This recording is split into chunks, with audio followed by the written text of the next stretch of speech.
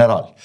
Pra që është shumë i dëmshëm dhe që është një nga elementet bazë që ne përdorim në kuzhinat tona. Dhe këta nuk të lejojnë të shesësh krip deti në për dyqane ose kriprat tjera. Krip e otizuar, bëjnë këta kontrolorët dhe shumë i dhe në budalejnë zdingja dhe këshu e kanë tenë dhe bëjnë edhe këta krip e otizuar.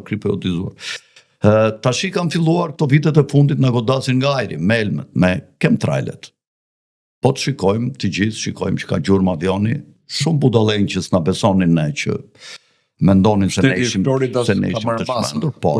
Jo, po këto ditë në Kongresin Amerikan janë bërë dëgjime në Senat dhe në Kongres dhe është pranuar gjithësisht që janë përdorur ndotjet nga ajri të barit, të florës, elmimin e faunës, pra të atyre që ronin me këto barngrënëset, dhe ne që jemi mirë ngrënës njerëzit dhe kafshët e tjera që janë mirë ngrënëse, duke ngrënë kafshët infektuara me helme dhe ato helmi për apet, helmet do më thënë kimikatet. Njëkohësisht këta agendën e depopullimit e kanë me atë programin e tyre të gjelbër të marrëveshja e Rio de Janeiros dhe marrëveshja e Parisit.